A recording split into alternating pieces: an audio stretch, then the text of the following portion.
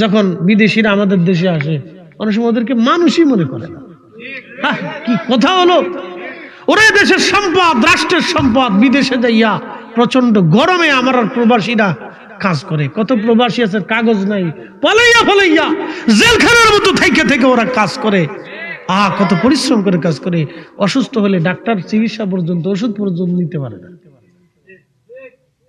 ওরা আমার দেশের সম্পদ, প্রত্যেকটা মানুষ আমার দেশের সম্পদ। ও ল্যাংড়া হলো সম্পদ, ও বোবা হলো সম্পদ, ও কানা হলো সম্পদ, ও আধা পাগল হলো সম্পদ। প্রত্যেকটা মানুষ সম্পদ। যেদিন এই রাষ্ট্র প্রত্যেকটা মানুষকে সম্পদ মনে করবে, সেই দিন এই রাষ্ট্র অনেক সুন্দর হবে, নতুন হবে না। প্রত্যেকটা মানুষ সম্পদ। পৃথিবীর কত দেশ আছে মানুষ বাড়ানোর জন্য, রাশিয়া তারা প্যাকেজ ঘোষণা করছে যে তোরা সন্তান জন্ম দে, তারপরে জন্ম দেয় না। জাপান প্যাকেজ করেছে, অস্ট্রেলিয়া প্যাকেজ দিছে যে তোরা যদি বাচ্চা জন্ম দিস তোদেরকে প্যাকেজ দিবে, তারপরে বাচ্চা জন্ম দিতে পারে না, দেয় না। আর আমরা এত সম্পদ থাকার পরেও আমরা এটা সুষ্ঠু ব্যবহার করতে পারি না।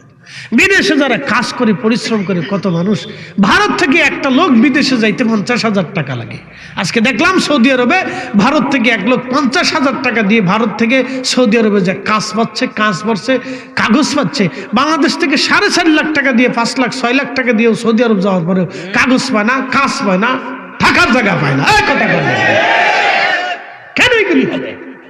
ওরা কি আমার দেশের সম্পদ না? ওরা কি চুরি করতে যায়নি, ওরা পরিশ্রম করতে যায়। ওরা পরিশ্রম করে আমার দেশের রেমিটেন্স বাড়ানোর জন্য, আমার দেশের অর্থনীতিকে সমৃদ্ধ করার জন্য ওরা পরিশ্রম করে বাপ মা সন্তান স্ত্রী ফেলায় চলে যায়।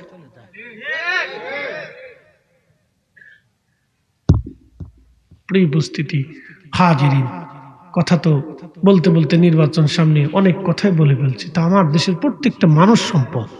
একসাথে বলবেন আল্লাহু আকবার। না হয় না, আর একটু জোরে বলেন।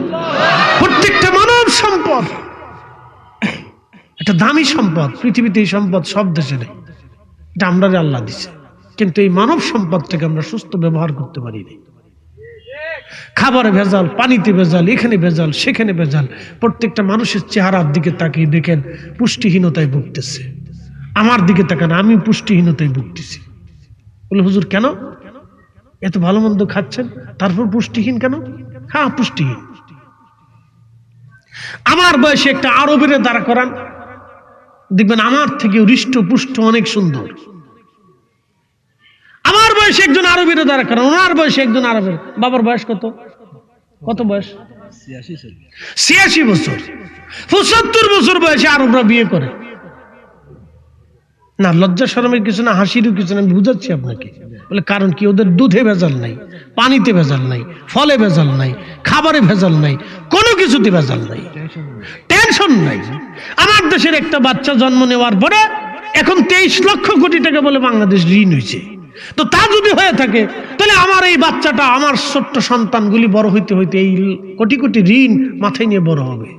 তো ঋণ দিবেন না, ভাত খাবেন না, কি খাবেন না, ফল কিনবেন, কি তা করতে? তার ভিতরে আবার আছে ভেজাল, ভেজাল খাবার।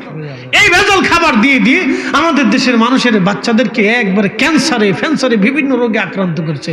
3.5 কোটি মানুষ কিডনি রোগের সাথে আক্রান্ত। এদেশের 18 কোটি মানুষের 8 কোটি মানুষ ডায়াবেটিসের সাথে সম্পৃক্ত। এই ভেজাল কারা দেয়? কুত্তাই দেয়। কথা কর না কেন? তো যারা ভেজাল দেয় তাদেরকে ধরা কি রাষ্ট্রের জন্য কঠিন কিছু?